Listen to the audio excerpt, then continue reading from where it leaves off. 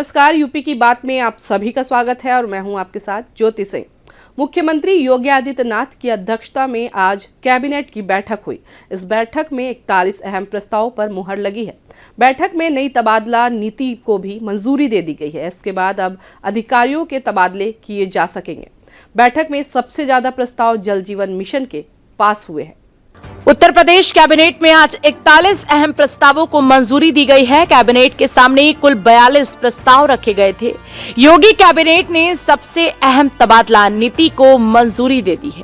प्रदेश में अब बड़ी संख्या में अधिकारियों के तबादले किए जा सकेंगे। करने के लिए विभिन्न विषयों पर चर्चा हुई है। अभी हमारे जो कैबिनेट के जिम्मेदार प्रवक्ता हैं आदरणीय सुरेश खन्ना जी इसमें विस्तृत बात आपको बताएंगे। स्थानांतरण नीति आ गई है और 30 जून तक स्थानांतरण प्रदेश में हो सकेंगे। बरेली में फ्यूचर यूनिवर्सिटी, गाजियाबाद में HRIT यूनिवर्सिटी को मंजूरी दी गई है।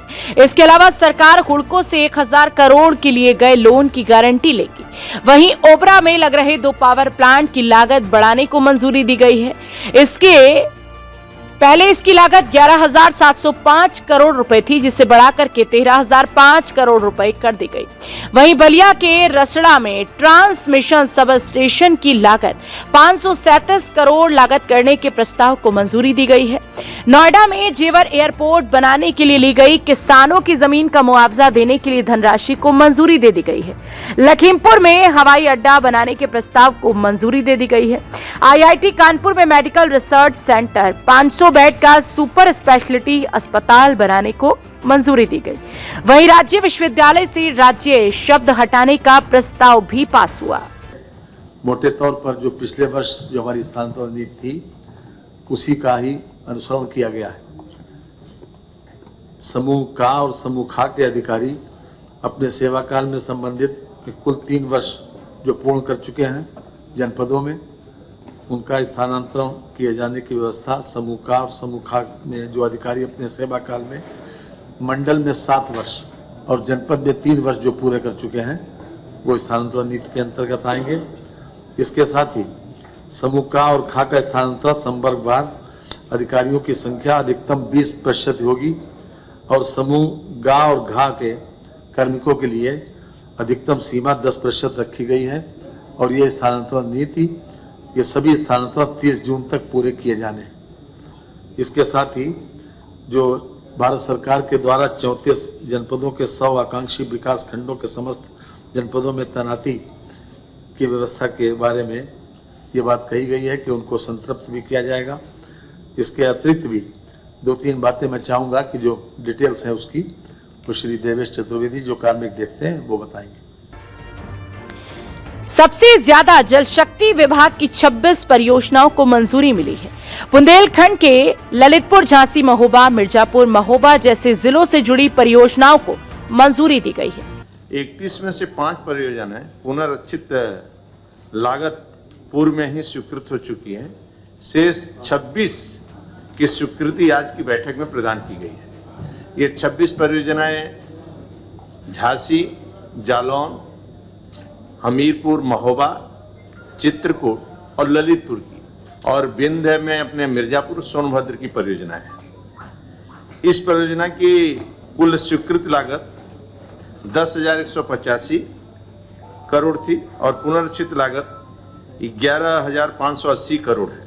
इस प्रकार की परियोजनाओं में और 1,394 करोड़ की वृद्धि हुई है, जिसमें कार्य की लागत वृद्धि में 600 करोड़ ऐसे हैं जो कार्य के स्कोप में वृद्धि के कारण है, जिसमें मुख्यतः ग्रामों के अंदर पाइपलाइन की वृद्धि हुई है, मतलब गांव बस गए इधर उधर, पाइपलाइन जो बढ़ाना है।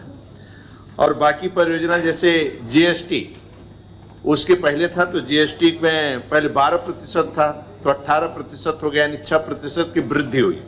तो लगभग 561-600 करोड़ के आसपास हुआ खर्चा हुआ। बाकी जो हुआ सभी विभागों की NOC होती है, सभी विभागों को लिया जाता है, उसमें खर्चा होता है। मूल रूप से लगभग 500-600 लगभग करोड़ ये अपने कार्य योजना में स्वीकृति हुई है। ये पूरी हमारी 26 परियोजना थी। 26 परियोजनाओं का नाम लम्बा है, इसलिए बुंदेलखंड में जो मैं बताया यही जिलों की परियोजना ये हमारी स्वीकृत हुई है। अब ये सब होने से 2 महीने में लगभग हम बुंदेलखंड के सभी काम जो पेमेंट ठेकेदारों का है, ये सभी काम हो जाएंगे कंप्लीट, 2 महीने में पूर्ण हो जाएगी बिंद और यहाँ की परियोजना। वहीं पिछले कुंभ मेले की अपेक्षा अगले साल लगने वाले कुंभ का विस्तार किया जा रहा है। पिछली बार मौनी अमावस्या पर 4 करोड़ लोगों ने कुंभ में स्नान किया था। इस बार कुंभ मेले में 6 करोड़ लोगों के आने का अनुमान लगाया जा रहा है। इसलिए श्रद्धालुओं की सुविधा को देखते हुए इंफ्रास्ट्रक्चर को विकसित किया जा रहा है। माननीय मंत्रिपरिषद के समक्ष हम लेकर के आए थे, जिसको मंत्रिपरिषद ने माननीय मुख्यमंत्री जी ने मंजूरी दिया है। उसमें ये था कि वर्तमान जो कुंभ आ रहा है वो पिछले कुंभ की अपेक्षा थोड़ा व्यापक व्यवस्थाएं होंगी, ज़्यादा लोगों के आने की भी संभावना है। आपकी जानकारी के लिए उसकी पूर्व भूमिका में बता दूं कि इस बार 19 की अपेक्षा 2025 में हम लोग मेले का क्षेत्रफल भी बढ़ा रहे हैं। पहले 3200 हेक्टेयर था 2019 में, इस बार 4000 हेक्टेयर हम लोग कर रहे हैं। आने वाले संस्थाओं की संख्या के मद्देनज़र हम लोग अन्य भी बहुत सारे उसमें वृद्धि कर रहे हैं। जैसे सेक्टरों की संख्या पहले 20 थी, उसको 25 की जा रही है। घाटों की लंबाई 8 किलोमीटर थी, उसको 12 किलोमीटर की जा रही है। कल्पवासियों की संख्या में वृद्धि होने की संभावना है। जो लोग वहाँ रहते हैं महीना 1.5 महीना, उनकी बात कर रहा हूँ। 25 लाख पिछली बार थी, इस बार 40 लाख अनुमानित है।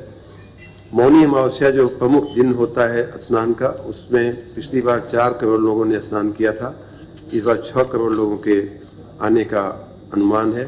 संस्थाएं भी जो वहाँ अपना अपना कैंप लगाती हैं, ऐसी संस्थाएं 2019 में 5721 थीं, उसकी जगह इस बार 10,000 संस्थाओं का अनुमान है। खर्च के लिए हम माननीय मंत्रिपरिषद के पास गए थे, 236 करोड़ रुपए का ये खर्च होगा और उसकी माननीय मंत्रिपरिषद ने मंजूरी दिया है। आपकी जानकारी मैं ये भी ला दूं कि मेले के व्यवस्थापन के लिए सरकार ने 2500 करोड़ रुपए का हमारे विभाग को मद दिया है, पैसा दिया है माननीय वित्त मंत्री जी ने, माननीय मुख्यमंत्री जी ने। उसी मद में से हम लोग ये खर्च कर रहे हैं और आशा है कि आने वाला कुंभ जो है, आगामी कुंभ बहुत ही पहले की अपेक्षा बहुत ही भव्य और दिव्य होगा। लोकसभा चुनाव के बाद मुख्यमंत्री योगी आदित्यनाथ एक्शन मोड में हैं। आज कैबिनेट की बैठक में 41 अहम प्रस्तावों को मंजूरी दे दी गई है। लोकसभा चुनाव के चलते 4 महीने से योगी कैबिनेट की बैठक नहीं हो पाई थी।